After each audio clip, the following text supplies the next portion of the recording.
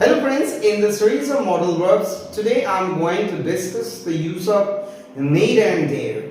Let us first learn about general rules of using need and dare. Need और dare को use करने के कुछ रूल्स हैं और सबसे पहले उसके रूल्स के बारे में जानते हैं. पहला rule, both need and dare are used as principal verbs and modal verbs. Need और डेयर दोनों का प्रयोग मुख्य वर्ब के रूप में भी होता है और मॉडल वर्ब्स के रूप में भी होता है और तभी इसे क्या कहते हैं, मार्जिनल मॉडल वर्ब्स कहते हैं या सेमी मॉडल वर्ब्स कहते हैं. Next rule, as modal verbs both need and dare are used in negative and interrogative sentences. Modal verb के रूप में नीड और डेयर का प्रयोग सिर्फ नेगेटिव और इंट्रोगेटिव सेंटेंसेस में ही होता है, अफर्मेटिव में नहीं होता. अफर्मेटिव सेंटेंसेस में जो है नीड और डेयर को मॉडल वर्ब के रूप में इस्तेमाल नहीं करते हैं. Now another rules of need and dare. As principal verbs, they are used in all form of sentences and they function as V1, V2, V3, V4 and V5. Principal verb के रूप में अर्थात मुख्य वर्ब के रूप में need और dare का प्रयोग जो है हर टाइप के सेंटेंसेस के साथ होता है, चाहे वो अफर्मेटिव सेंटेंस हो, नेगेटिव हो, इंट्रोगेटिव हो या इंट्रोगेटिव नेगेटिव सेंटेंसेस हो. एंड दे फंक्शन, और फिर ये किस रूप में काम करते हैं, जब इसका प्रिंसिपल वर्ब के रूप में काम करता है तब ये वर्ब 1 के रूप में भी काम करता है, V2 के रूप में भी काम करता है, V3, V4 और V5 जो है सारे वर्ब के फॉर्म के साथ में ये काम करता है. कौन? Need and dare. But in negative and interrogative sentences they take infinitive to after them. लेकिन जब नीड और डेयर का प्रयोग हम लोग जो है प्रिंसिपल वर्ब के रूप में काम करते हैं और इसका प्रयोग जब नेगेटिव और इंट्रोगेटिव सेंटेंसेस में होता है तब ये अपने साथ टू को लेते हैं, अर्थात जो है नीड के बाद टू का प्रयोग होगा, इंफिनिटिव टू का प्रयोग होगा. जैसे कि एग्जांपल्स है, I do not need to go there, मुझे वहां जाने की आवश्यकता नहीं है. तो यहां आप देखें कि नीड के बाद जो है इंफिनिटिव टू का प्रयोग किया गया है. यहां भी you do not need to hurry up, आपको जल्दी करने की आवश्यकता नहीं है. यहां भी नीड के बाद क्या प्रयोग किया गया है, टू का प्रयोग किया गया है, इंफिनिटिव टू का प्रयोग किया गया है. I hope you must have understood all the rules of using need and dare. Now let us discuss the use of need. अब हम लोग नीड की प्रयोग के बारे में समझते हैं. Need as a modal verb means absence of necessity or obligation. Modal verb के रूप में जो नीड का मीनिंग होता है वो है आवश्यकता या कर्तव्य का अभाव होना. Example, you need not stay here, आपको यहां रुकने की आवश्यकता नहीं है. नीड ही गो देयर, क्या उसे वहां जाने की आवश्यकता है.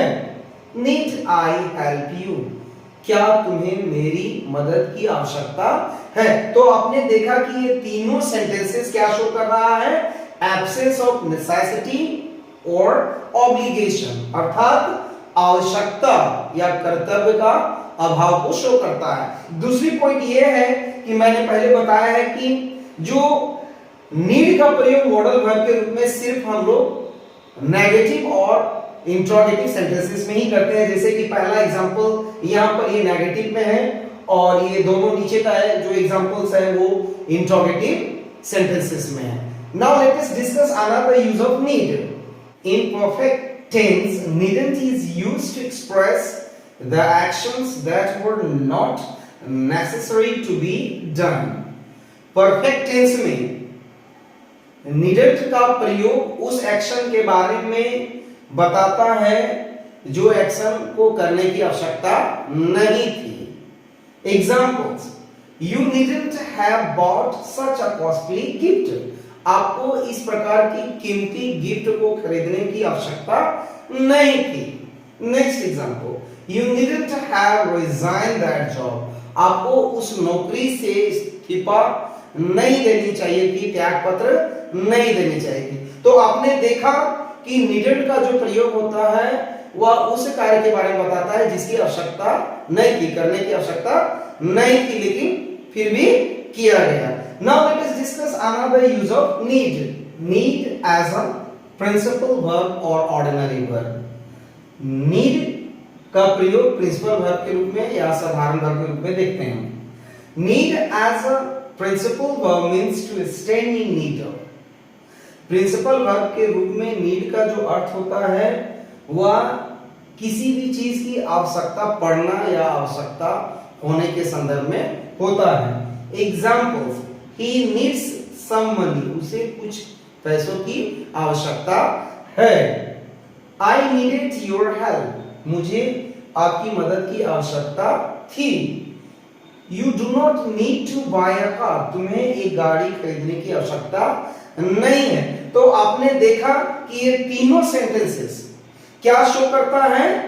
आवश्यकता को शो करता है। और ये तीनों सेंटेंसेस में जो नीड का फॉर्म जो है अलग अलग इस्तेमाल किया गया है। जैसे कि यहाँ पर नीड जो है नीड्स बन गया है क्योंकि यहाँ सब्जेक्ट जो है थर्ड पर्सन सिंगुलर नंबर है, ही है। यहाँ देखिए यहाँ पर नीड है, नीडेड बन गया है, यहाँ V2 के रूप में प्रयोग किया गया है। यहाँ पर नीड का प्रयोग जो है V1 के रूप में किया गया है और फिर इसके साथ नीड के बाद इंफिनिटिव टू का प्रयोग किया गया है। I hope you must have understood all the uses of need. Now let us discuss the use of dare. अब हम लोग dare के प्रयोग के बारे में जानेंगे। Dare as a modal verb. अब हम लोग dare को modal verb के रूप में देखते हैं। Dare as a modal verb is used in the sense of courage or challenge. Dare का प्रयोग जब modal verb के रूप में किया जाता है तब इसका जो अर्थ होगा वो हिम्मत या चुनौती होगा। अब examples, he dared not say so, उसको ऐसा कहने की हिम्मत नहीं है। How dare you, तुम्हारी ये हिम्मत। Dare you fight him, क्या तुम्हें उससे लड़ने की हिम्मत है। तो आपने देखा कि मॉडल वर्ब के रूप में जो डेयर का प्रयोग होता है वो चुनौती या हिम्मत के संदर्भ में होता है। दूसरी पॉइंट ये है कि जब मॉडल वर्ब के रूप में डेयर का प्रयोग करते हैं तो सिर्फ हम उसको नेगेटिव या इंट्रोगेटिव सेंटेंसेस में करते हैं। ये जो सेंटेंस है ये नेगेटिव सेंटेंस है, दूसरी वाली जो सेंटेंस है इंट्रोगेटिव है, थर्ड में जो सेंटेंस है ये भी इंट्रोगेटिव सेंटेंस है। Now let us discuss another use of dare. Dare as a principal verb means to venture or challenge. Dare principal verb के रूप में जो इसका मीनिंग होता है वह साहस करना या चुनौती देना होता है। Examples, he dares to face his enemy, वह अपने शत्रु की सामना करने की हिम्मत रखता है। He dared to risk his life, उसने अपने जीवन को जो है जोखिम में उठाने की हिम्मत की। I do not dare to fight him, मुझे उससे लड़ने की हिम्मत नहीं है। तो आपने देखा कि डेयर प्रिंसिपल वर्ब के रूप में साहस करना या चुनौती देने के संदर्भ में प्रयोग हुआ है। और दूसरी बात यह है कि डेयर जो है प्रिंसिपल वर्ब के रूप में सारे फॉर्म में यूज होता है, जैसे कि मैंने पहले ही बता चुका है। जैसे कि यहाँ डेयर जो है V5 के फॉर्म में, यहाँ डेयर जो है V2 के रूप में है और यहाँ जो डेयर है V1 के रूप में प्रयोग है। दूसरी बात है कि डेयर का प्रयोग जब प्रिंसिपल वर्ब के रूप में होता है तो वो सारे फॉर्म ऑफ सेंटेंसेस के साथ होता है, अर्थात जो अफर्मेटिव सेंटेंसेस के भी साथ होता है, इंट्रोगेटिव के भी साथ होता है, नेगेटिव के भी साथ होता है और इंट्रोगेटिव नेगेटिव सेंटेंसेस के भी साथ होता है। I hope you must have understood all the uses of need and dare. Keep watching DK English Gyan channel and don't forget to subscribe the channel. Thank you.